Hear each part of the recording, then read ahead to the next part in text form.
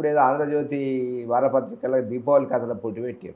దానికి అవార్డు కూడా వచ్చింది. దాన్ని డెడ్ లైన్ పెట్టుకొని ఇద్దరం కథలు రాసాం. నేను వలస అనే కథ రాసిన, ఆయనేమో వేరే కథ రాసిన. దానికి 500 కథలు సెకండ్ ప్రైజ్ వచ్చింది. ఆశ్చర్యపోయిన ఏంటంటే మొట్టమొదటిసారి నేను అంతకు ముందు చదివిన సాహిత్యం లోపల హైదరాబాద్ లో కథ స్టార్ట్ అవడము, విజయవాడలో స్టార్ట్ అవడం, వైజాగ్ లో స్టార్ట్ అవడము, చెన్నైలో స్టార్ట్ అవడం. అరే మరి మన దగ్గర ఎందుకు కథలు స్టార్ట్ కావు? ఒక ప్రారంభం ఎందుకు కాదు? మన జీవితం ఎందుకు చిత్రీకరించద్దు అనేది నా లోపల అంతర్గతంగా అప్పటికే అస్తిత్వ వేదన ఉంటుండే. అప్పుడు సిరిసిల్ల బస్ స్టాండ్ కేంద్రంగా ఒక వలస కుటుంబం జనగామ ప్రాంతంకి వెళ్ళి, పద్మశాలి కుటుంబం సిరిసిల్లకి వచ్చి అక్కడ నడవక ఇక్కడికి వెళ్ళి తన కొడుకు చేసిన అప్పు తీరక పెళ్ళైన 2-3 నెలలనే భీమండి కోతుంటాడు. ఆ బస్ స్టాండ్ కేంద్రంగా బస్సు ఆ కదిలే దృశ్యాలని అన్ని తీసుకొని జీవిత నేపథ్యానికి రాసిన కథనే అది. అట్లా దానికి 2వ ప్రైజ్ వచ్చి బాగా పేరు వచ్చింది. అనేక సంకలనాల్లో కూడా ఆ కథ వచ్చింది. అప్పుడు నేను కూడా ఏం ఆలోచించాను అంటే, మనం రాస్తే మనదంటూ ముద్ర ఉండాలి ప్రతి కథకు అనే దాంతో కథలు నేను ఇప్పటికి కూడా రాసినవి కూడా యాతన కానీ, స్తన్యం అనే కథ కానీ, లేకుంటే కలేబరం కానీ, ఇట్లా 15 కథలు రాసిన. ప్రతి కథకు ఒక ముద్ర నాది ఉంది. అనేక